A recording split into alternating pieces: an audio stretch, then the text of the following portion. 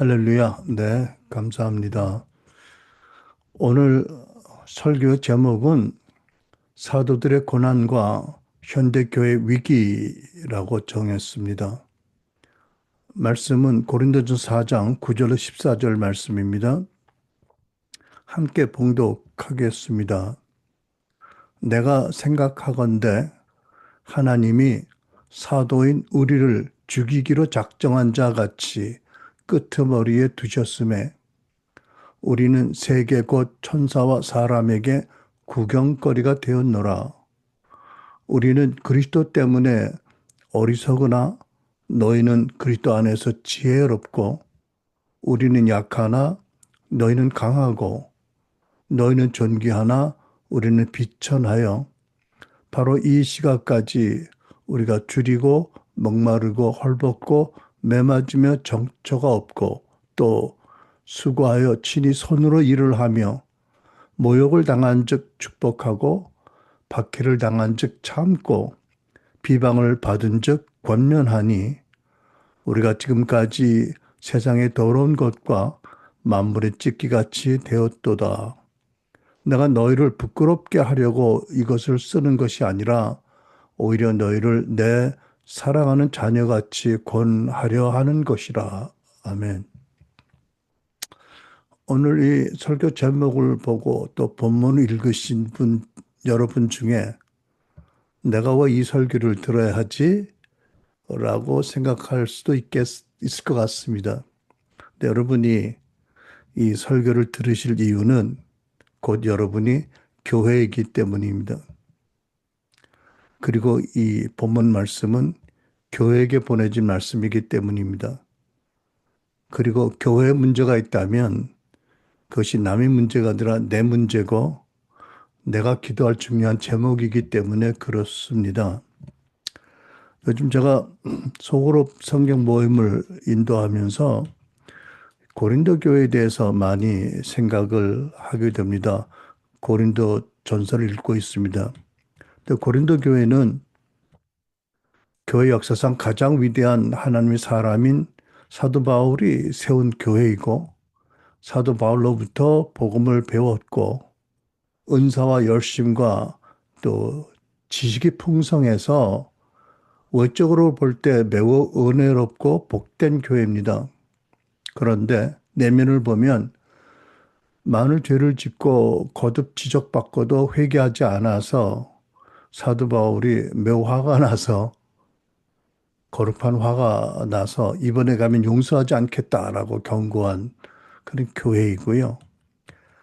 내부적으로 여러 파벌이 있었습니다. 그리고 심지어 자기 계모와 간음한 죄인이 있었는데 그 죄가 드러났는데도 교회가 치리하지 않고 있어서 사도가 심히 근심한 교회입니다. 애찬과 성찬식을 하면서 사회적인 직분이 높은 자들 먼저 다 먹고 나머지 먹을 것이 없어진 그런 일도 하고 있었고 예언을 하되 예언에 대한 사도의 가르침을 따르지 않고 거짓 사도들의 가르침을 따라서 그래서 하나님 말씀을 따라서 예언하지 않아서 덕을 잃고 교회를 해롭게 한 일도 많았습니다. 결국 지식과 은사와 열심이 많았지만 말씀을 많이 어긴 죄를 많이 짓고 거룩을 잃어버린 교회가 되었다라고 보여집니다. 어쩌다 그렇게 되었을까요? 생각해 보면 근본 원인은 교회 안에 들어온 거짓 사도들을 따르면서 세상적인 기준으로 사도 바울을 인간적으로 판단했고 그 사도가 전한 복음, 하나님의 말씀과 사도의 기름 부심을 무시했기 때문이다.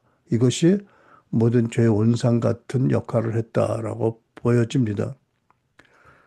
고린도 교회에 들어온 거짓 사도들과 교사들이 어떤 해악을 끼쳤는지 참 살펴보겠습니다. 고린도후서 11장 4절에 이렇게 기록했습니다. 만일 누가 가서 우리가 전파하지 아니한 다른 예수를 전파하거나 혹은 너희가 받지 아니한 다른 영을 받게 하거나 혹은 너희가 받지 아니한 다른 복음을 받게 할 때에는 너희가 잘 용납하는구나 라고 썼어요. 무슨 뜻이죠?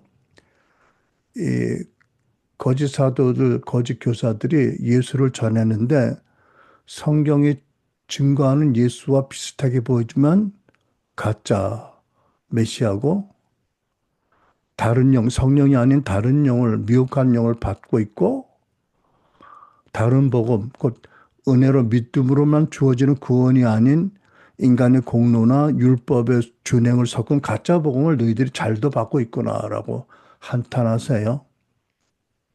고린도서 11장 13절에 이런 말씀이 있거든요. 그런 사람은 거짓 사도요 속이는 일꾼이니 자기를 그리스도의 사도로 가장하는 자들이라. 근데 고린도 교인들이 이 사람들을 더 따랐어요. 그러니까 외형적으로는 그럴듯하고 종교적으로 어렵게 보이지만 실제로는 교회를 미혹하는 자들이 교회에 있었다. 고린도서 10장 10절 그의 편지는 그러니까 사도 바울의 편지는 무게가 있고 힘이 있으나 몸으로 대할 때는 약하고 말도 시원치 않다. 이게 이제 거짓 사도들이 사도 바울에 대한 평가고 많은 교인들이 동의한 평가입니다. 그러니까 사도 바울의 외모, 말솜씨, 사역 방식을 공격하면서 그 사도적인 그 직무의 권위를 깎아내렸습니다. 그러니까 세상적인 기준이죠. 웅변술, 뭐 권위적으로 보이는 행동, 외모를 따라 사도 바울을 판단한 거죠. 고린도서 12장 11절에 13절에 이렇게 썼습니다. 내가 너희 고린도 교회를 위하여 아무것도 아니한 것이 죄라면 용서하라. 아무것도 아니한 것은 여기는 내가 너희들이 주는 사례비를 받지 않았다면 용서하라 이런 뜻입니다. 다른 교회보다 부족한 게 무엇이냐? 오직 나 자신이 너에게 누를 끼치지 아니한 것뿐이라. 사도 바울이 고린도에서 자비량으로 사역했어요. 텐트를 만들면서. 그래서 교회 재정 지원을 안 받았거든요. 그러니까 거짓 사도들이 이를 거꾸로 이용해서 진짜 사도라면 왜 교회 재정을 안 받느냐라고 사도 바울을 비난한 거지요. 사도 바울 왜 교회 재정 지원을 안 받느냐는 나중에 설명을 하겠습니다. 고린도서 3장 1절 2절 우리가 다시 자천하기를 시작하겠느냐? 혹은 어떤 사람처럼 추천서를 너에게 붙이거나 너에게 받거나 할 필요가 있겠느냐? 거짓 사도들이 무엇을 했냐면 타 지역의 교회의 지도자들의 추천서를 받아와서 교인들에게 제시했어요. 그리고 교인들이 인정을 받았거든요. 근데 사도 바울께서 하는 말씀이 진정한 추천서는 복음의 열매를 맺는 것이고 성도들이 변화된 삶의 열매가 진정한 추천서다라고 말씀한 거죠. 그래서 사도 바울이 당신이 사도인 것과 당신이 전한 복음이 하나님의 말씀이라는 것을 의심하는 사람들에게 이렇게 강하게 도전합니다. 그리스도께서 너희 안에서 내 안에서 말씀하시고 계신다는 증거를 너희가 구하는데 너희는 너희 안에 너희가 믿음 안에 있는지 너희 자신을 시험하고 예수 그리스도께서 너희 안에 계신 줄을 너희가 알지 못하느냐? 만약 알지 못하면 버리운 자라고 경고하고 도전하고 권면했습니다. 이런 잘못된 가르침을 따르는 것이 많은 죄와 많은 문제의 근원이 되었다라고 저는 믿게 되었어요. 그런데 요즘 고린도전서를 읽으면서 생각해 보면 유감스럽게도 오늘 한국 교계에서 특별히 영향력을 미친다는 큰 교회들, 일부 교회들이 고대 고린도 교회와 별로 다르지 않게 보이고 있습니다. 물론 예언을 못하게 예언을 금하는 일이나 또는 재정 문제에 대해서는 어쩌면 고린도 교회보다 더 큰 잘못을 하고 있을 것입니다. 뿐만 아니라 근본적으로 성경에 기록된 복음, 사도가 전한 복음과 성경의 교훈을 바로 따르지 않는 동일한 문제가 있다라고 보여집니다. 제가 근래 아닌 여러 번 사실 봤는데 유튜브에서 어떤 목사님이 한국 교회에 복음이 없는데 어떻게 전도할 수 있겠냐고 말하는 것을 보았어요. 저는 그분이 무슨 뜻을 말씀하는지는 알겠는데 저는 교회 안에 바른 온전한 복음이 전해지지 않고 복음의 적용에 왜곡이 많다라고 생각합니다.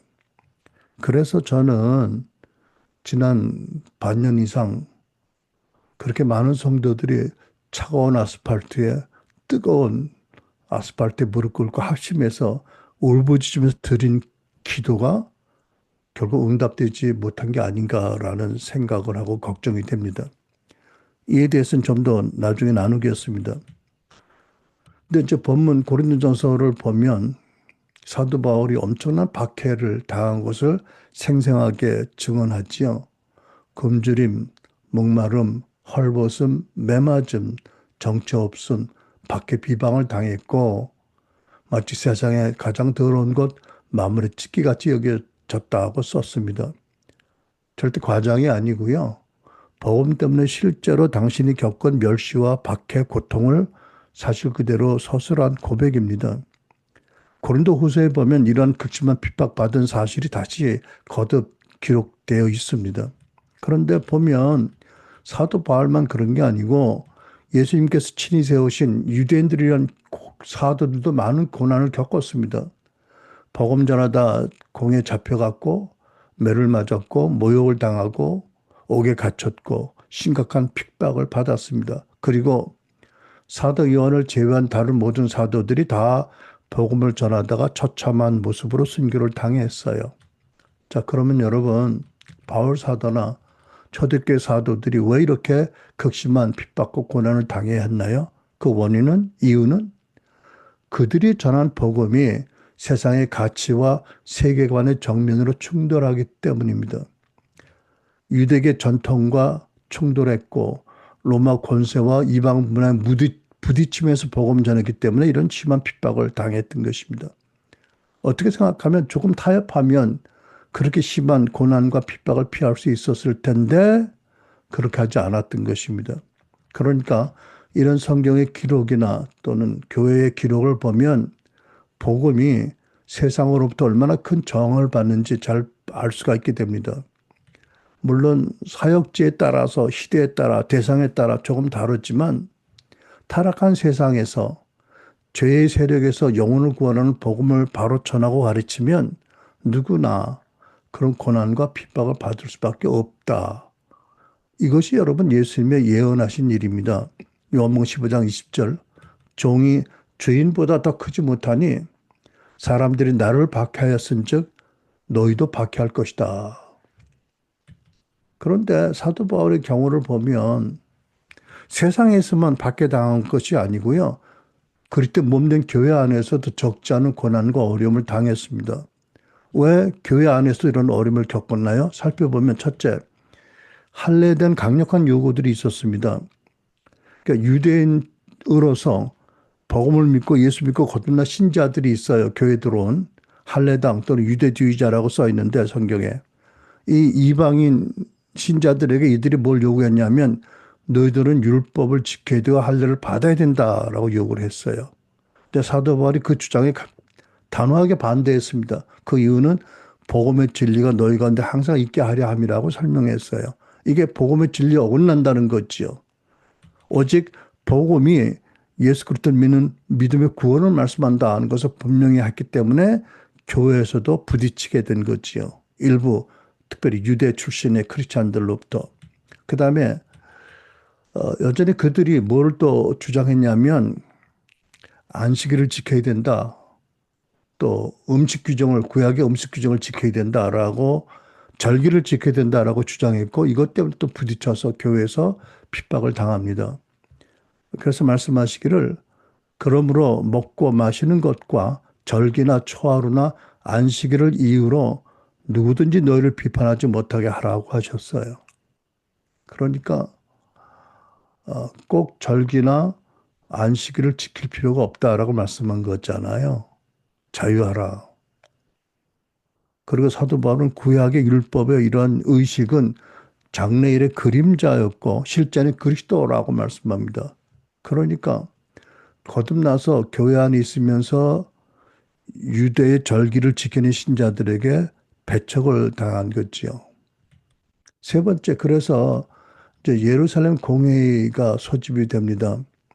그러니까 주제는 뭐냐면 복음을 믿는 믿음 위에 구약의 율법을 지키는 행함을 더해야 되느냐, 안 해도 되느냐에 대한 논쟁이 있어서 모였습니다. 모든 사도들과 장로들이 한자리에 모여서 공회를 열고 문제를 다루었어요. 성령의 인도하심 안에서 결론은 뭐냐? 사도들과 장로들이 상의하고 논의한 끝에 이방인 신자들에게 모세 율법을 따르라고 요구하지 않아야 된다라고 결정한 거예요. 다만 우상에게 바친 제물이나 고기, 음행하는 것을 금하고 짐승의 피를 먹지 말아야 된다. 그리고 목매어 죽인 짐승을 먹지 말라고 했어요. 이것이 그러나 구원의 조건이 아니고 복음 안에서 이방인과 유대인이 하나가 되었는데 이런 것 때문에 나눠지지 않도록 한 거룩한 지혜의 요청이었던 것입니다. 그러니까 여러분 사도 바울은 교회 안에서도 유대의 전통과 문화를 지키는 신자들로부터 적지 않은 고소와 어려움을 당한 것입니다. 그런데 더 나아가서 유대 교회 전승을 따르지 않는 고린도 교회, 당신이 친히 세운 교회잖아요. 그 교회 안에서도 존중받기보다는 비난과 조롱을 당해서 왜? 아까 말씀드렸죠. 거짓 사도들이 들어와서 사도를 비판하고 공격했기 때문에 더군다나 거짓 사도들의 삶의 모습과 사도 바울의 삶의 모습이 달랐기 때문에 그래서 결국 사도 바울이 십자가 부활의 복음을 온전히 전했고 복음의 가치에 따라 살았기 때문에 교회에서도 비난을 받고 조롱을 받았다. 라는 것을 우리가 고린도서 읽으면서 알게 됩니다. 어쨌든 그 사도 바울과 또 초대교회 사도들이 그 많은 극심한 고통과 핍박을 당하고도 어떻게 했습니까? 순수하게 복음을 전했고 그래서 그 복음이 2000년 역사를 흘러서 많은 국경을 넘어서 오늘 우리에게까지 전해졌고 우리는 그 복음 안에서 놀라운 구원의 은혜를 받게 된 것입니다. 그런데 질문은 오늘날 우리의 신앙은 과연 사도 바울 또 초대교회 사도들이 전파한 순수한 복음 위에 굳건히 서 있는지 아니면 고린도 교회 같이 혼탁하게 잘못된 가르침과 구분을 하지 못해서 어려운 가운데 있는지 이게 질문입니다. 오늘날 무슬림 지역 같은 일부 특수 선교 지역을 제외하면 복음을 전하는데 어려움이 거의 없습니다. 특별히 자유민주국가 우리나라 같은 곳에 복음을 전하는데 어떤 법적인 제한이나 박해가 없습니다. 그럼에도 불구하고 제가 보기에 차라리 틀렸기를 바라지만 오늘 많은 중대형 교회들이 전하는 말씀에는 십자가에서 우리 대신 죽으시고 부활하신 그리스도가 신자 안에 계신다라는 그 복음을 전하지 않습니다. 그리고 사도 바울이 권면한 것처럼 자기를 부인하고 너희 안에 그리스도를 따르는 그리스도 중심의 삶을 살라라는 복음을 가르치는 교회가 별로 없습니다. 많은 설교자들이 우리 옛 자아는 십자가에서 이미 죽었고 그러면 날마다 자기 십자가 지고 자기를 부인하고 살아계신 예수 그리스도를 따르라 라고 강조하지 않습니다. 골로새서 1장에 25절 29절 보면 이런 말씀이 있어요. 나는 하나님께서 여러분들을 위하여 하나님의 말씀을 남김없이 전파하라고 맡기신 사명을 따라 교회 일꾼이 되었습니다. 무슨 뜻이죠? 하나님의 말씀을 부분적으로만 전하라는 사명이 아니라 하나님의 말씀을 온전하게 남김없이 다 전하라는 사명을 받았다. 그리고 이 비밀은 앞에서 비밀을 말씀드린 이 비밀은 영원 전부터 모든 세대에게 감춰져 있었는데 구약 성도들에게 감춰져 있었는데 지금은 그의 성도들에게 드러났습니다. 하나님께서는 이방 사람들 가운데 나타난 이 비밀의 영광이 얼마나 풍성한가를 성도들에게 알게 하려고 하셨습니다.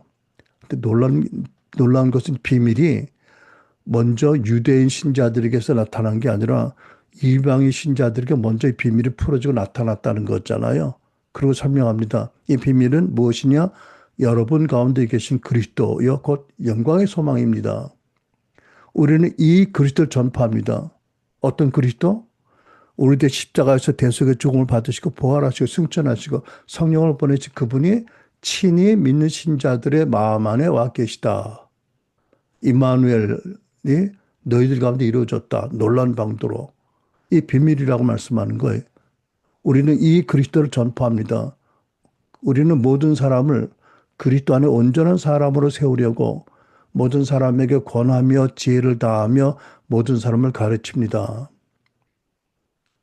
특별히 뭘 가르치겠죠? 그리스도께서 살아계셔서 너희 안에 계신다. 너희와 함께 일하기 원하시고 너희와 함께 교제하고 함께 살기 원하신다. 라는 비밀이 풀어졌다. 이렇게 가르치고 그래서 온전한 신자로 세우겠다는 말씀이잖아요. 그리고 29절 이렇게 말씀합니다. 나도 이 일을 위하여 그러니까 두 가지 교회 사명이잖아요. 선교와 제자 양육인데 온전한 사람을 세우는 두 가지 사명을 위해서 내 속에서 능력으로 활동하시는 그리스도 그에게서 힘을 얻어 수고하고 있습니다. 뭘 얘기하는 거죠? 내가 나의 지식과 나의 열정과 내가 받은 은사와 기름 부으심만이 아니고 구체적으로 말하면 부활하신 그리스도가 내 안에 계셔서 활동하시는데 나는 그 그리스도에게 힘을 얻어서 수고하고 있고 내가 한 게 하시나 그분이 하셨다는 거잖아요. 여러분 이게요 기독교 복음의 핵심입니다. 우리가 종교인이 아닌 거예요. 우리가 종교 교회를 열심을 다해서 성심을 다해서 뭐 지식을 다해서 섬기는 게 아니라 그것보다 더 중요한 것은 하나님이 내 안에 계시다. 나를 성전 삼으시고 내 안에 친히 계시고 나와 함께 역사하기를 원하신다. 나를 통해서 역사하기 원하신다. 이게 복음의 핵심입니다. 그런데 많은 교회가 이런 복음을 안 가르친다는 거지요. 그리고 그리스도의 겸손, 그리스도의 사랑, 거룩, 능력을 말하지 않고 고난을 말하지 않습니다. 그 대신 세상적인 성공과 축복에 대해서 많이 설교합니다. 이게 현실입니다. 근데 여러분, 이거 좀 정확하게 설명하고 넘어가야 되겠습니다. 우리가 세상적으로 잘 되는 것이 하나님 축복이다. 축복일 수 있습니다. 아닐 수도 있는데 축복일 수 있거든요. 특히 기도하고 구하는 자에게. 그런데 여러분, 이것만을 말하는 것은 큰 오류의 잘못입니다. 왜?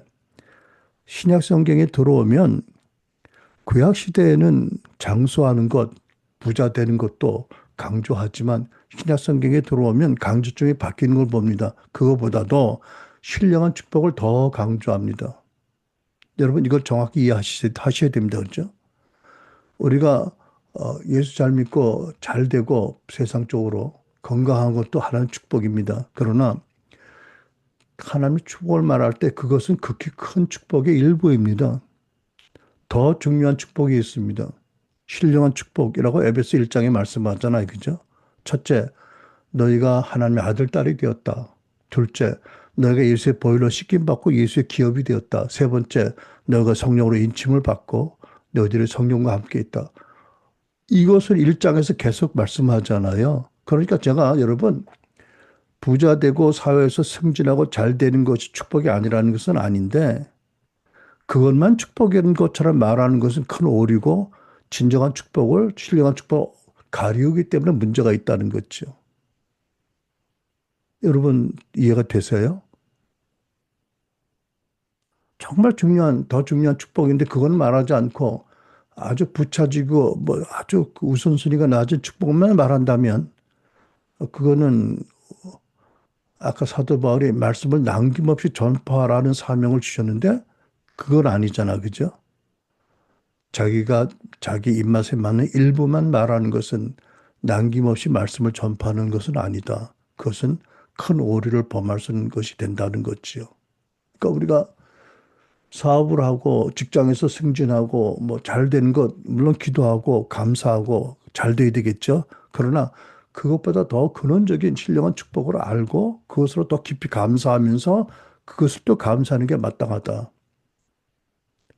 라는 것을 말씀드리는 거죠.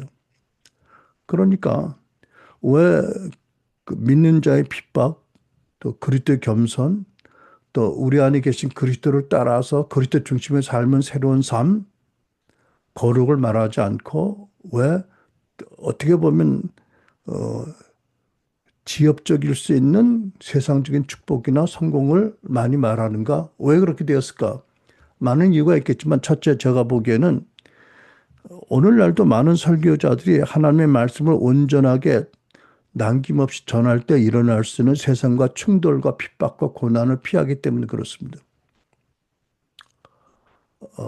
아직 그런 일이 일어나지 않았지만 뭐 아까 우리 간증할 때도 들었잖아요. 런던에서 길에 서서 찬송하면 걸린다. 걸어가면 봐주겠다. 이런 일들이 일어나고 있잖아. 그죠? 실제 오늘날 이제 차별금지법이 통과가 되면 우리가 성경대로 말하면 어떤 일이 있을까요? 엄청 핍박이 있겠죠. 그럼에도 불구하고 진리를 말할 종들이 얼마나 많을까요? 제가 보기에는 지금 같으면 큰 문제가 됩니다. 무너집니다. 그 다음에 또 한 가지 더 중요한 것은 뭐냐면 내부의 반발입니다. 교회 안에 있는 일부 비성숙하지만 사회적인 영향력이 많은 신자들이 하나님의 말씀을 남김없이 온전히 전하면 반발하거나 반감할 수 있기 때문에 전하지 않는다. 그러니까 여러분, 오늘날도 벌써 교회 안에 이런 현상이 많이 있거든요. 그러니까 안타깝게도 오늘날 한국 교회 안에도 제가 한국에서 목회할 때도 그만해도 언제입니까? 1990년대니까 한 30년 전이잖아요. 노사모가 있어가지고 젊은이들 가운데 조금이라도 정치적인 색깔을 반대로 얘기하면 굉장히 강력히 반발을 합니다. 근데 뭐 저희는 그렇게 많은 성도들이 모인 교회도 아니고 노사모들이 많지 않아서 큰 문제가 안 됐지만 큰 목회를 한다고 하는 분들은 굉장히 조심하지요. 행여라도 그것 때문에 교회에 어려움이 있지 않도록. 그러니까 여러분, 오늘날에도 교회 안에는 특별히 사회적인 영향력 있는 일부 교인들의 반발이나 반감을 의식하기 때문에 온전한 복음을 전하지 않고 그런 사람들 자극하지 않으려고 해요. 제가 보기에는. 그리고 그분들이 옛자가 십자가 못 박혀 죽어야 된다는 설교를 하지 않고 옛자를 그대로 두고 그들의 축복을 구하게 하고 축복해서 그들과 함께 교회 양적인 성장을 추구하는 모습이 많이 보인다. 안타깝게도. 저는 이것이 한국 교회가 전반적으로 쇠퇴한 가장 큰 원인이라고 믿습니다. 하나님의 말씀을 남김없이 온전히 또 더 중요한 신령한 복을 말씀하기보다는 세상의 축복을 말하면서 육신적인 크리스찬들이 잘 따르도록 하고 그들과 함께 교회 성장을 도모한다. 그래서 저는요, 이번에 탄핵 사태나 6.3 대선 과정을 보면서 두려운 마음이 일어나는 것이 뭐냐면 뭐 어떤 분들은 부정선거 얘기도 하겠고 뭐 그럴 수 있겠지만 더 중요한 것은 오늘날 우리 한국 사회가 당면한 현실이 복음을 바로 전하지 않은 교회 때문에 하나님의 심판적인 손길이 임한 게 아닌가라는 두려움이 생깁니다. 여러분, 하나님의 심판에 대해서 베드로전서에 이렇게 말씀하고 있습니다. 여러분 잘 들으시고 보십시오. 베드로전서 4장 15절, 17절. 여러분 가운데 누구라도 살인하는 사람이나 도둑이나 범죄하는 사람이나 다른 사람의 일에 참견하는 사람들 때문에 고난을 받지 않도록 하십시오. 이미 고난 받기 시작했거든요. 그러나 여러분이 그리스도의 사람으로 고난을 받는다면 부끄러워하지 말고 도리어 그 이름으로 하나님께 영광을 돌리십시오. 이는 하나님의 집에서 교회에서 심판을 시작할 때가 됐기 때문입니다. 만일 심판이 우리에게서 시작된다면 하나님의 복음에 순종하지 않은 사람들이 결국에 어떠하겠습니까? 무슨 뜻이죠? 하나님 심판이 먼저 교회에게 임하고 그 다음에 세상에 임한다. 순서를 말씀하죠. 그러니까 교회가 그리고 유력한 교회들이 온전하게 복음을 전하지 않고 고난받지 않고 마치 맹물로 포도주를 희석하듯이 복음의 본질을 희석하고 복음에 합당한 교훈을 바로 가르치지 않아서 하나님께서 한국 교회를 심판하신 것이 아닐까. 유럽 교회를 또 미주 교회도. 그래서 이제는 사회와 국가 전체의 심판적인 징계가 내려진 게 아닌가라는 두려움이 있습니다. 그게 아니라면 제 이해와 상상으로는 그렇게 많은 신자들이 그렇게 맨날 몇 달 모여서 외치고 기도했는데 왜 응답이 안 될까요? 여러분, 이번에 탄핵과 대선에 관한 많은 예언이 있었는데 교회 안에서 70%가 틀렸다고 합니다. 최소한도. 그 예언자들 어떻게 된 건가요? 거기에 대해서 지금 그 사람들이 뭐라고 말하고 있나요? 자기들이 온전한 복음의 신앙 위에 서 있지 않고 예언에 관한 하나님 말씀을 따르지 않고 경솔하게 예언했다라고 인정하고 있나요? 로마서 12장 6절을 보면 예언이면 믿음의 분수대로 해야 한다고 가르칩니다. 여러분, 예언하는 사람들이 쉽지 않지만 하나님의 믿음의 분량에 따라 예언합니다. 그러니까 초신자가 대한민국의 운명에 대해 예언하는 것은 말이 안 되는 거지요. 말하면. 그러니까 성경은 모든 신자가 예언하기를 원한다고 말씀하지만 동시에 모든 신자가 하나님께 받은 믿음의 분수에 따라 예언하라. 그리고 구약시대가 아닌 신약시대 예언에 대한 말씀의 바른 이해와 믿음을 가지고 교회 덕이 되도록 예언하라고 가르치십니다. 그러니까 여러분, 고린도서 14장 29절에 30절에 이런 말씀이 있잖아요. 예언하는 사람은 둘이나 셋이서 말하고 다른 사람들 그것을 분별하십시오. 만일 앉아있는 다른 사람에게 계시가 내리면 먼저 말하던 사람은 잠잠히 계십시오. 그러니까 뭘 할 수 있나요? 아, 예언은 성령의 계시가 내리면 그것을 믿음으로 선포하는 게 예언이다. 그런데 어떤 사람이 이미 계시를 받아서 예언하는 중에 동일한 성령이 옆에 사람에게 계시를 주시면 그 사람이 예언을 시작하고 먼지 사람은 그쳐야 된다. 왜 이렇게 말씀하나요? 이런 거거든요. 예언은 하나님의 계시를 받아 전하는 거지만 결코 하나님의 말씀이라고 주장하면 안 된다.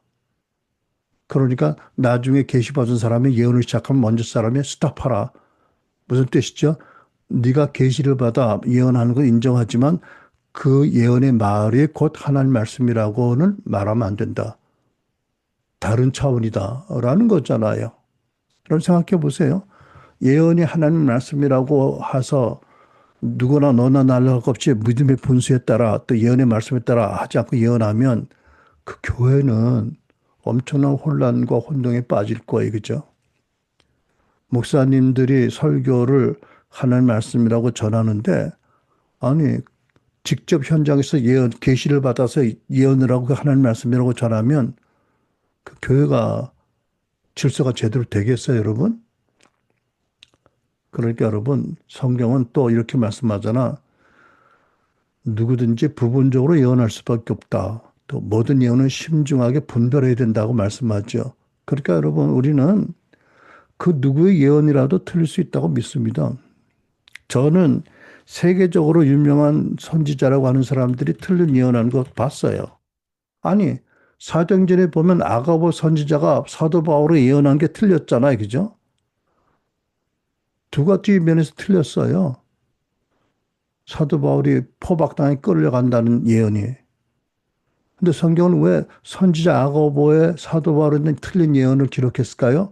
아, 틀릴 수 있다. 그럼에도 예언은 가치가 있는 것이고 해야 된다. 이런 뜻 아닐까요? 그러면 그러한 바른 이해 가운데 예언의 은사를 받은 사람들이 경건한 두려움과 사람들을 사랑하는 정신과 또 겸손한 마음으로 또 은사를 통해서 자기를 사용하신 하나님께 감사한 마음으로 예언을 해야지. 행여라도 은사 받은 자기 자신을 드러내고 남들에게 인정받으려고 하는 마음으로 하면 잘못된 거지요. 근데 고린도 교회에 그런 일이 많았거든요.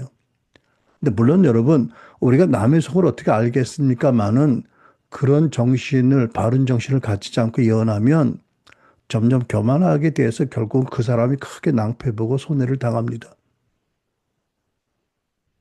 그러니까 여러분, 70% 예언이 틀렸다면 자기가 잘못했다, 잘못 들었다라고 정직하게 인정하거나 겸손하게 말해야 됩니다. 그러지 않고 뭐 이렇게 저런 말로 변명하면 그런 사람들 때문에 하나님의 신령한 은사가 외면당하게 되고요. 은사를 거부하는 교회들이 있게 되는 것이고요. 사람들이 교회를 우습게 알게 되고요. 하나님을 근심하게 만드는 거잖아요. 저는요, 그래서 이번 지난 탄핵과 대선을 위해서 많은 성도들이 정말로 열심히 기도했는데 또 많은 예언이 있었는데 응답되지 않은 것을 보면서 어떤 깊은 영적인 문제가 있다라고 느꼈습니다. 그것이 뭐예요? 복음의 문제다. 한국계 복음의 문제라고 느낀 거죠. 갈라디아 1장 6절에 이런 말씀이 있어요.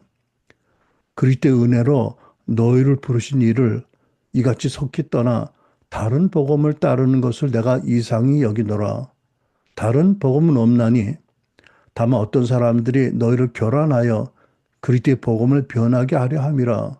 그러나 우리나 혹은 하늘로부터 온 천사라도 우리가 너에게 전한 복음 외에 다른 복음을 전하면 저주를 받을지어다. 우리가 전에 말하였거니와 내가 지금 다시 말하노니 만일 누구든지 너희가 받은 것 외에 다른 복음을 전하면 저주를 받을지어다. 이제 내가 사람들에게 좋게 하랴 하나님께 좋게 하랴 사람들에게 기쁨을 구하랴 내가 지금까지 사람들에게 기쁨을 구하였다면 그리스도 종이 아니니라. 고린도 교회는 거짓 복음을 따르는 사람들이 많이 있었어요. 그러니까 교회가 은사도 많고 지식도 많고 열심도 많은데 타락했어요. 오늘날 교회도 크게 다를 게 없다. 제가 이거 말하기도 부끄럽지만 유튜브를 보니까 우연히 어떤 설교자 지시를 따라서 많은 그런 지도자들이 앞에 나와서 교인들 앞에서 앞으로 더 많은 사람을 모이겠습니다. 모으도록 노력하겠습니다. 지난번 모임에 집회 때 많은 사람이 오지 못해간 건 우리 잘못입니다라고 원산 폭격을 하더라고. 야, 이게 말이 돼요? 예수님 같으면 야, 어째 사람들이 들 모였냐? 너희는 뭐 하는 거냐? 앞에 나와 원산 폭격해. 라고 하셨을까요? 이거는 오히려 하나님의 은혜와 역사에 걸림이 되는 거잖아요. 그게 복음의 가치를 따르는 거예요? 그게 복음인가요? 아닙니다. 다른 복음이라고 말할 수 있잖아요. 그죠? 근데 고린도 교회가 잘도 받아들인대요. 다른 복음을, 다른 영을. 고린도 교회만 그렇겠느냐?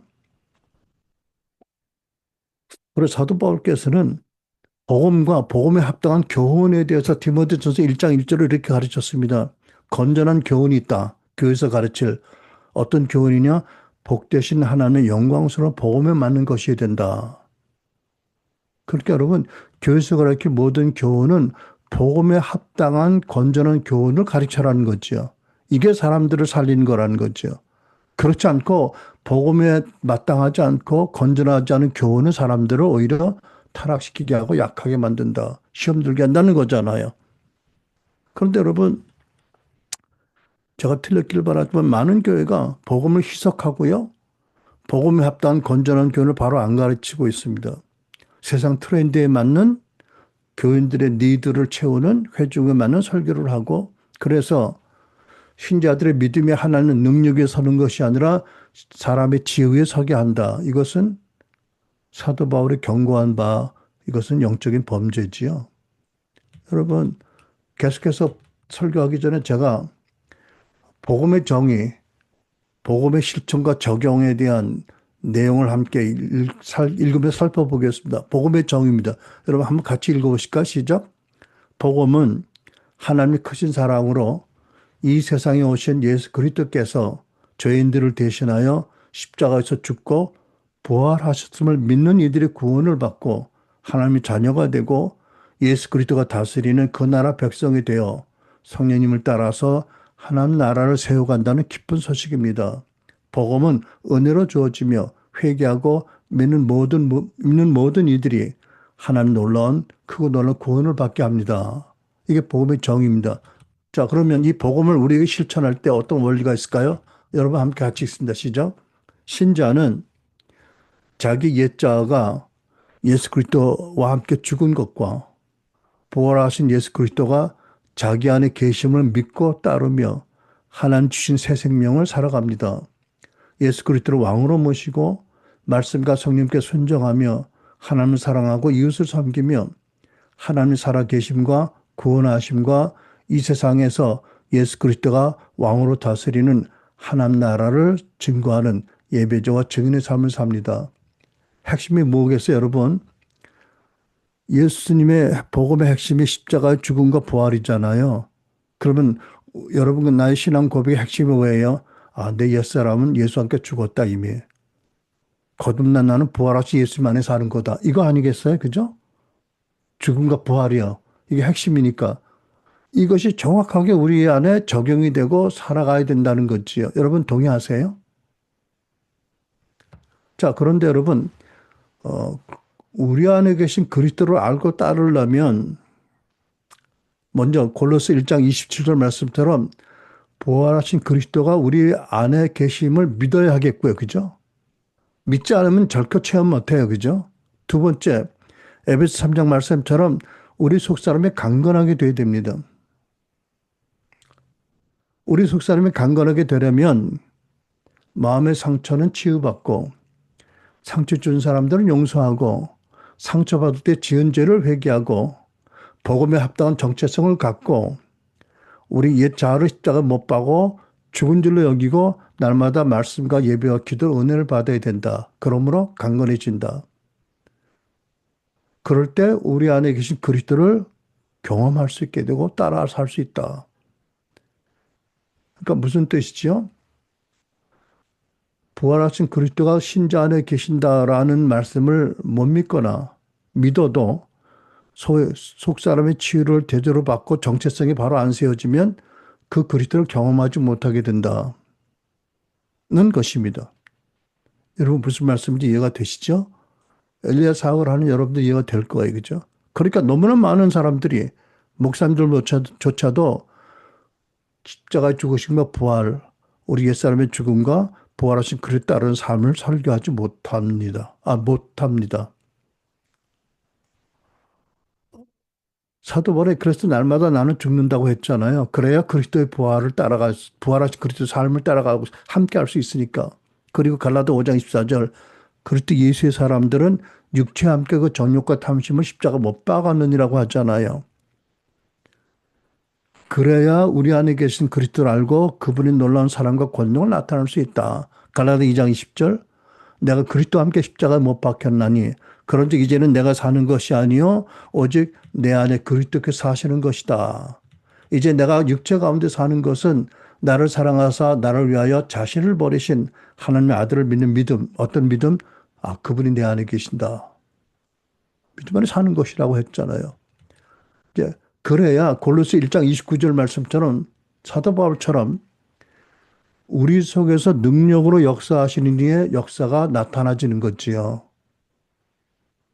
여러분, 이게 성경이 말씀하는 신약 성도의 신앙의 핵심입니다. 이게 종교의 삶이 아닙니다. 우리를 지으시고 우리를 구원하신 하나님이 내 안에 계시고 나와 함께 사랑하시고 나와 함께 계시고 나를 이끌어 가신다. 나는 그분의 음성을 듣고 그분을 따라 살아갈 때 그분의 사랑과 능력이 나를 통해 나타난다. 그리고 나는 모든 영광 하나님께 돌린다. 이거잖아요, 여러분. 이게 진리의 핵심이에요. 거기서부터 모든 권능과 권세와 거기서 모든 신자의 윤리와 사랑이 나오는 거지요. 그런데 오늘날 이 복음이 많은 교회에서 전해지고 있느냐? 사도 바울은 고린도 13장 5절에 그리스도께서 너희 안에 계신 것을 알지 못하느냐? 알지 못하면 너희가 버리운 자라고 말씀하잖아요. 근데 이 복음이 안 전해집니다. 왜? 영적 무지와 성경적인 내적 지혜가 없기 때문에.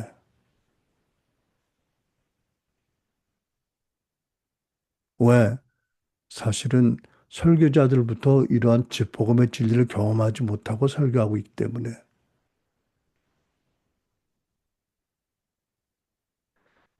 자, 사도 바울이 당신이 직접 설립한 고린도 교회에서도 어려움을 받았다. 왜 어려움을 받았을까 생각해 봅니다. 여러분, 이게 복음의 정신을 망각한 교회에서 일어날 수 있는 일입니다.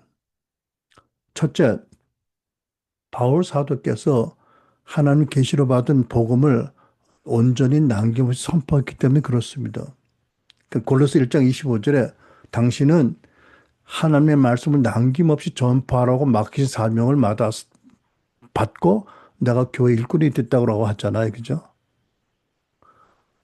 교회 일꾼이 됐다는 얘기는 어마어마한 비밀을 맡은 자지만 자기를 높이지 않고 자기를 낮추고 예수님과 같이 섬기는 자의 위치를 바로 잡은 것을 말씀하죠. 그죠? 종교적인 권위를 주장하고 남들을 컨트롤할 의사가 전혀 없다는 것을 말씀하잖아요. 그런데 여러분, 생각해 보세요. 예수 그리스도가 하나님의 아들이 온 우주를 하나님의 뜻을 따라 창조하신 분이 육신이 입고 오셔서 십자가에서 우리 대신 죽으셨다. 승천하셨다. 성령을 보내셨을 뿐 아니라 친히 오셔서 우리 마음 안에 거하신다. 그러므로 너희는 그 그리스도를 따르는 삶을 살라고 하면 교회 안에 아직 거듭나지 못한 사람은 물론이겠거니와 거듭났더라도 믿음이 약한 자들이 그 말씀을 듣고 거부감을 느낄까요? 안 느낄까요? 사단이 거부감을 일으키기에 충분한 기회를 탈 것이라고 생각합니다. 특별히 육신에 속한 생각, 로마서 8장 7절. 육신에 속한 생각은 하나님께 푸는 적대감이라고 해요. 그죠? 고린도 교회도 보면은 여러 사람들이 섞여 있잖아요.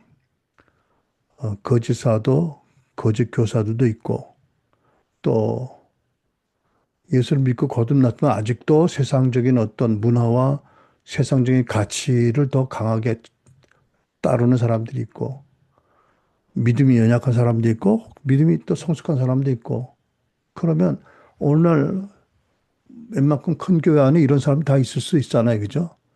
그러니까 뭐 거짓 선지자 사도를 빼고 믿지 않는 사람도 많이 있고, 믿지만 아직 믿음이 연약한 사람도 많이 있고, 또 신령한 교인도 있겠는데, 믿음이 연약한 교인 중에서도 예를 들면 국회의원들한테 욕먹겠지만 국회의원이다. 너무 바빠. 그 영적 성숙에 시간을 할애할 시간이 없어. 그래도 국회의원이야. 그러면 어떻게 돼? 장로님 되시겠지, 그지? 쉽게. 그럼 그분들이 어떻게? 자기들이 가진 경험과 가치를 따라 결정하는데 투표할 거 아니야, 그죠? 영향력 행사할 거 아니야. 어떻게? 육신적인 지도력이 많이 세워지는 거지요. 그럼 그분들이 당신 안에 그리스도가 살아계셔. 그 그리스도 따라 사세요라고 하면 아멘하고 따를 것 같으세요? 뭔 소리 하는 거야? 우리 목사 이상해? 저런 목사는 우리 교회 합당치 않아? 라고 말씀할 가능성이 많지 않을까요, 여러분? 사도 바울이 자기가 세운 고린도 교회에서 핍박받고 조롱받은 이유는 복음을 남김없이 온전하게 정직하게 선포하기 때문이다. 두 번째, 사도 바울이 삶의 모습이 많은 교인들이 추정하던 다른 리더들과 여러 명 달랐기 때문입니다. 그러니까 아까도 말씀드렸죠. 그 카리스마 있는 웅변 대신에 사도 바울은 두렵고 떨림으로 설교했다고 말씀하거든요. 그러면 영적 분별력 없는 성도들이 볼 때 세련되지도 못하고 능력 있게 보이지 않잖아요. 근데 사도 바울이 왜 두렵고 떨림으로 설교했을까요? 당신 안에 그리스도가 계시고 그분이 역사하신 것을 느끼고 듣고 따르기 위해서 그랬던 거 아닐까요? 근데 이 비밀을 교인들이 다 몰랐을 거예요. 그러니까 오히려 그 어마어마한 그런 그 신령하고 복된 모습이 우습게 보일 수 있었던 거지요. 그러니까 뭐 수사술도 그렇고 웅변도 그렇고 세련되지 못했다. 그러니까 연약한 자다, 약한 자다라고 판단했던 거지요. 그러니까 어떻게 해요? 하나님의 사도 바울이 주신 그 기름 부으심을 무시하는 죄를 지은 거지요. 그러니까 다양한 죄가 교회 안에 일어나고 회개하지 않고 어렵게 만드는 거다. 더군다나 교회 안에 분단과 분파가 일어났잖아요. 그죠?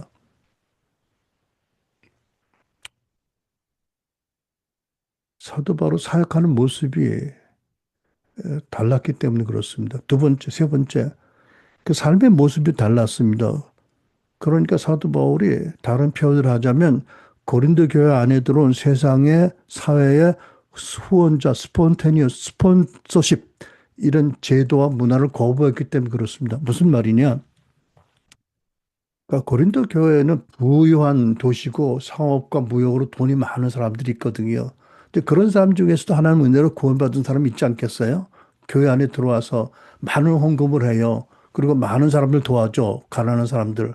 이런 스폰서, 그러니까 후원자 제도가 있거든요. 세상에 있었어요. 그러니까 로마 시민권자라든지 뭐 고관이라든지 이런 권력 있는 자들이 신분이 낮고 가난하고 약한 자들을 돌봐주고 그 대신 도움받는 자들의 충성을 바치는 이런 그 인적 네트워크가 있었단 말이죠. 이게 이제 교회 안에도 들어온 거예요.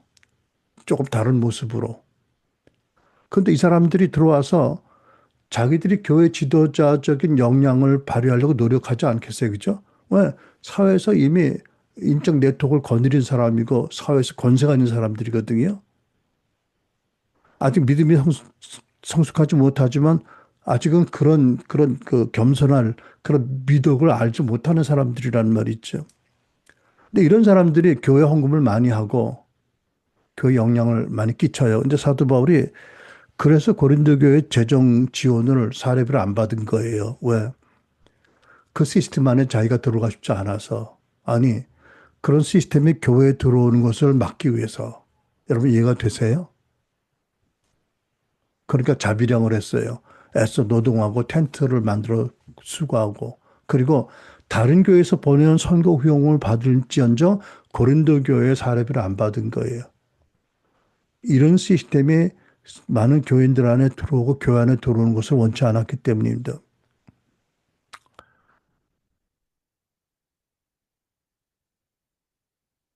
그러니까 여러분 이런 교회 안에 사회적인 지위와 재력 있는 신자들이 모였기 때문에 자기들끼리 또 교제라고 어울렸기 때문에 어떤 일이 일어났냐 아까도 얘기 드렸죠. 애찬시 선창식을 할 때 먼저 와서 먹어. 다 먹어버려. 그럼 나중에 나머지 사람은 먹을 게 없어. 왜? 그 사람들은 자기의 그 세력 아래에 있는 사람들이니까 그리스도 안에 형제 자매라는 이런 가치 같은 것이 아직은 그들에게 입혀지지 않았거든요. 그러니까 이런 사람들이 있으니까 나는 개바파야, 나는 바울파야, 나는 아볼로파야, 나는 심지어 그리스도파야라고 나눠진 거잖아요. 네 번째, 사도 바울이 이렇게 교회가 분열되는 걸 막기 위해서 자기를 낮추고 오직 그리스도만 높였기 때문에 그렇습니다. 의도적으로 자기를 낮추고 자기의 약함을 가리지 않았어요. 그런데 이런 모습이 다른 지도자들의 모습하고 달랐어요. 그런데 많은 세상적인 문화와 세상적인 기준에 익숙한 신자들이 보기에는 이해가 안 되는 거예요. 그런 바울이 오히려 멸시받고 조롱받는 것이 잘못된 풍토였던 거지요. 자, 이렇게 이제 고린도 교회의 문제를 살펴봤다면 이 거울을 통해서 오늘날 교회를 살펴보려고 합니다. 현대 교회 위기는 무슨 무엇 때문이냐? 하나님의 말씀을 남김없이 복음을 순전하게 전하지 않고 복음을 시석하고 바른 교훈을 가르치지 않고 세속주의를 가르치기 때문이다. 여러분, 오늘날은 왜 교회에서 말씀을 전하는 지도자들이 말씀 전하고 핍박을 안 받을까요? 세상이 좋아져서? 아니요. 복음의 본질은 동일하고 세상은 역시 동일합니다. 또 교회 안에 성숙하지 못하는 육신적인 크리스찬들이 많은 지도적인 위치를 가지고 있으면 교회에서도 어려움이 생길 수 있기 때문에 피하니까 안 받는 거예요. 핍박을 안 받는 거예요. 피해서, 회피해서. 그러니까 강단서 전하는 말씀이 신자들이 가지고 있는 세상적인 가치와 충돌하지 않게 전하기 때문에 그렇습니다. 여러 가지로 복음의 본질을 희석하고 세속의 가치에 타협하는 방향으로 설교하기 때문에 교회에서 핍박을 받지 않고, 물론 세상에서 핍박을 받지 않는다. 왜? 그렇기 때문에 어떤 문제가 생기냐. 교회 대형화를 추구하고 성공주의 중심교회를 만들기 때문에 이런 현상이 일어난다. 그러니까 여러분 보세요. 많은 기독교인들이요, 교회를 이렇게 구분할 때에 외형적인 성과물로 구분하지요. 건물이 큰 교회, 교인들이 많이 수적으로 모이는 교회, 이런 교회가 하나님 축복받았다. 이런 교회가 참 믿음에 성공한 교회라고 동일시하지요. 이거 아셔야 됩니다. 그럴 수도 있고 그렇지 않을 수도 있다고요. 아까 말씀드렸죠. 세상의 축복이 하나님 축복일 수 있지만 아닐 수도 있고 그것만이 가장 중요한 축복이 아니고 더 중요한 축복이 있다. 우리가 성경적인 균형이 있는 시각을 가져야 되는데 많은 사람들은 그렇게 생각 안 해요. 그러니까 어떤 교회들은 사도 바울 말씀처럼 그리스도를 온전히 전파하는 복음 전파, 또 신자 안에 계신 그리스도의 복음을 바로 가르쳐 성도들을 제자 양육시키는 그런 사명보다는 신자들의 이사와 수평 이동을 통해서 성장하는 것을 중요한 전략으로 삼고, 물질의 축복도 정직하게 또 자기의 능력으로 열심히 벌어서 축적하는 것은 좋은 일이지요. 그런데 수단 방법을 가리지 않고 물질을 많이 축적한 사람이 마치 축복받은 사람인 것처럼 한다든지 더 귀한 영적 축복을 설명하지 않는다면 이거는 잘못된 거지요. 그러니까 잘못하면 신자들의 기도와 믿음을 이 세상의 축복을 이루는 수단같이 느끼게 전략하게 만드는 잘못을 저범할 수 있다. 두 번째, 대중영합주의와 값싼 은혜입니다. 그러니까 복음의 윤리적인 메시지, 회개, 자기 부인, 또 세상과 반대 정신, 또 고난, 심판을 전하지 않고 항상 긍정과 위로와 격려와 축복을 강조하는 설교를 많이 합니다. 예배는 최대한 짧고 유쾌하게 진행되고 끝나게 하고 교회당 편의시설, 주차장 시설 이런 데 음향 같은 데 많이 신경을 씁니다. 소위 값싼 은혜를 말하고 신자들을 영적인 깊은 변화와 성숙을 이끌지 않고 종교적인 소비자, 심하게 말하면 유사 크리스찬으로 만듭니다. 세 번째, 번영신학과 자기중심적인 영성입니다. 그러니까 믿음이 좋으면 물질적인 축복과 건강이 따른다는 번영신학은 당연하게도 어떤 문제를 가지게 되죠. 가난한 사람들을 멸시하고 복을 못 받았다고 하고 병든 사람, 고난당한 사람들이 믿음 없어서 그렇다고 보게 되고 결국은 십자가의 고난과 좁은 길과 제자도를 왜곡합니다. 그리고 신앙의 초점을 하나님 중심에서 나 중심으로 옮깁니다. 이기적인 신앙, 자기 중심 신앙을 막 가지게 하고 자기 우상화를 낳게 하고 그러므로 하나님의 절대적인 주권에 대한 순종을 소홀하게 강조하지 않는 거죠. 그래서 결국은 공동체성이 상실되고 유사 크리스찬들이 증가됩니다. 복음은 하나님께서 교회로 연합하고 성도들이 서로 돌보고 서로 함께 성장하도록 공동체성을 강조하는데 오늘날 교회에서는 이런 공동체성이 없어요. 그냥 마음에 안 들면 교회 옮기면 되고 또 받아들이는 교회도 아무 이상 없이 환영하고 받아들이니까 이런 공동체성이 거의 희박해졌습니다.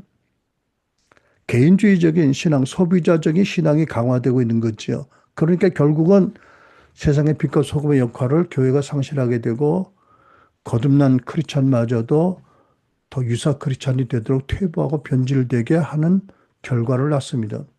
자, 그러면 또 분석해 봅니다.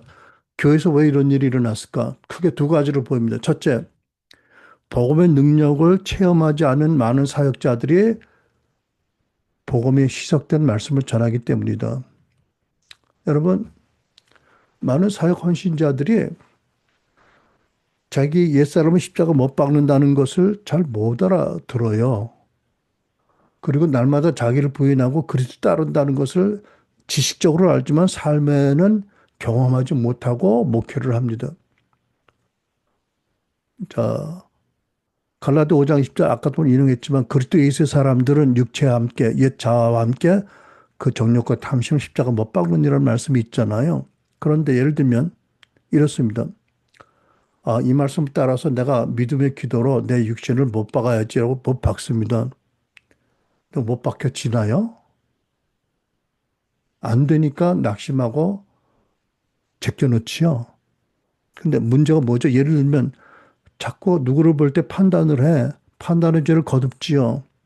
그렇게 판단할 때마다 자기가 상처받고 더럽혀지는 것을 모르고 적절하게 안 다뤄요. 그런 상태에서 옛사람을 못 박지요. 그런 상태로 옛사람 결코 안 죽어요. 더 성을 내고 더 옛사람이 강력하게 되지요. 예수님께서 십자가에서 당신의 마지막 호흡을 하나님께 맡길 때 먼저 용서하셨잖아요. 그죠? 온전한 용서, 죄의 회개. 그렇게 해서 옛사람을 썩나게 만드는 죄의 세력을 다룬 다음에 옛사람을 십자가에 믿음으로 못 박을 때 점점 우리 안에는 옛사람의 기질이 약해지고 더 우리를 부인하는 것이 용이해지고 그럴 만큼 우리 안에 계신 그리스도 따라가는 것이 경험될 수 있는 거잖아요. 그러니까 여전히 옛사람이 기세등등 살아있는데 말씀에 따라 십자가 못 박는다고 죽지 않으니까 이 말씀을 외면하게 되는 거라는 거죠. 또 한 가지는 더 근본적인 문제는 믿는 신자 안에 그리스도가 살아계시고 함께 가신다는 복음을 못 들은 분들이 많아요. 그런 사람들이 하나님께 버림을 받을 수 있다라는 경고를 못 든 사람이 많다고요. 그러니까 못 들었으니까 못 전하잖아요. 그죠? 안 전하잖아요. 또 한 가지 하나님의 말씀을 어기는데 어떤 말씀을 어기냐면 고린도서 11장 1절 말씀을 어깁니다. 내가 그리스도를 본받는 자 된 것 같이 너희는 나를 본받는 자 되라고 사도 바울의 성령의 감동으로 계시를 기록했잖아요. 무슨 뜻이죠? 하나님께서 말씀하시는 거예요. 너희는 그리스도 기름 부음 받은 메시아를 바울이 본받은 것처럼 너희는 바울을 본받으라 이렇게 하셨잖아요. 그런데 많은 헌신자들이 바울을 본받는 게 아니고 아볼로를 본받으려고 해요. 학식이 많고 성품도 좋고 평판도 좋고 은혜도 끼치고 다 좋지 뭐. 그러니까 결국은 바울을 본받지 않고 아볼로를 본받으려고 그래. 왜? 신학교 교수님 얼마나 훌륭해, 그죠? 다 그런 과가 되고 싶어요. 그러니까 결국은 고린도서 11장 1절 말씀을 어기는 사람이 너무 많다는 거지요. 하나님께서 경륜 가운데 아볼로가 사도 바울의 동역자로서 이렇게 함께 쓰셨지만 하나님은 바울을 본받으라고 하셨거든요. 그러니까 여러분과 나도 바울을 본받는 게 하나님의 말씀에 순종하는 태도잖아요. 그죠? 아볼로 멋있지요. 얼마나 훌륭해요. 그죠? 고린도비 한 그룹에 많은 사람이 따르는 리더 중에 한 분인데 그러니까 아볼로 같은 목사님들이 강단에서 말씀을 해요. 그러니까 사도 바울의 영성을 전하는 게 아니지요. 아볼로의 영성을 전하게 되겠죠. 결국은 교회의 능력과 생명력과 영적 권위를 약화시키는 결과가 된다. 말씀을 어기고 있어서. 그 다음에 교회의 시스템들이 문화가 문제가 있어요. 교회에서도 여러분 사역의 평가 또 사역자의 그 성과 위주 평가할 때 성과 위주로 하잖아. 그죠? 그러니까 제가 이런 거 본 적이 있어요. 오래전이지만 지금 안 그러게 바라는데 여의도는 큰 교회인데 갔더니 교회가 큰 그 교회당인데 여기 1, 2, 3, 4, 5 이런 팻말이 있더라고. 나중에 물어봤더니 그게 뭐냐. 1교구, 2교구, 3교구, 4교구의 팻말이야. 그러니까 담임 목사님 딱 앉아보시면 1교구의 교인들이 얼마나 왔는지 안 왔는지 2교구의 교인들이 얼마나 왔는지 딱 보여. 그럼 어떻게 되는 거야? 교구장은 뭐 보통 일이 아니지. 그러니까 어떻게 돼? 전화 돌리겠지. 권사님 바쁘셔도 꼭 좀 나오시라고. 이게 바른 신앙의 권면이야, 호소야, 인간적인 호소야. 이런 시스템이 있어요. 그다음에 교단의 지도자들 선거 문화 보세요. 매덕을 써야 되고 매덕을 안 쓰면 안 돼. 이게 다 알아. 또 학위 중심의 문화가 얼마나 강력해요. 웬만한 교회는 목사님 모집 공고할 때 박사학위 소유자 아니면 받지도 않아. 뭐 이런 세상의 문화가 교회 안에 들어왔고 시스템화가 돼 있다. 여러분, 뭐 그런 것도 있을 수 있지만 가장 중요한 것은 교회는 그리스도의 몸이니까 그리스도의 뜻을 따라 그리스도의 성령의 음성을 듣고 모든 것을 결정할 때 최소한도 감안하고 그 뜻 안에서 해야 되잖아. 그죠? 그런데 교회의 어떤 뭐 담임 목사 청빙 뭐 어떤 중요한 뭐 장로님 세우는 것이라든지 이런 것들이 다 그냥 선거제로 다수결로 또 뭐 아무튼 이런 세상적인 방도로 되어지지 성경적인 방도로 되어는 교회는 거의 없다고요. 그러니까 여러분, 아, 한국의 사회 유력 인사들이 교회 들어와서 장로님이 되고 안집사님이 되고 그분들이 영적인 성숙도라든지 뭐 교회 충성도, 하나님께 대한 충성도 같은 것은 그렇게 고려하지 안 되고 이들이 뭐 리더가 되고 중요한 결정을 좌우하는 그룹이 된다라고 하면 세속화는 뻔할 수밖에 없는 거죠. 제가 오래전의 일이지만 제가 직접 봤어요. 어떤 교회 그 학교 교감 선생님인데 이분이 장로 선거에 피택이 됐어. 근데 이분이 장로 되는 걸 포기하더라고. 왜? 장로 임직식에 내야 될 분담금을 마련할 돈이 없어서. 이게 말이 돼요? 장로로 선거는 됐는데 장로 1인당 뭐 500만 원씩 내야 된다. 이번 장로 피택 뭐 예배를 위해서. 이게 없어. 가난해. 교사니까. 그 장로를 포기해. 그게 용인이 되는 게 말이 돼요? 그러면 교인들이 헌금을 모아서라도 그분을 밀어드리든지 같이 장로가 되어지는 분들이 함께 비용을 더 부담하든지 그 뭐 자존심 때문에 아마 어떻든 간에 이런 일들이 그냥 당연하게 벌어지고 있다면 이거는 참 많이 세속화됐다라는 증거지요. 여러분, 이런 것 때문에 사실 수십 년 전부터 교회 교인들 출석률이 급감한 거고 사회적인 신뢰가 하락된 거고 거기다 윤리적인 추문도 자꾸 나니까 청년층부터 교회를 이탈하잖아요. 그죠? 그리고 요즘 교회는요, 학생부가 없어. 너무 전과 달라졌어요. 이전에도 미성숙했겠지만 이제는 너무 달라진 것을 봅니다. 그러니까 여러분,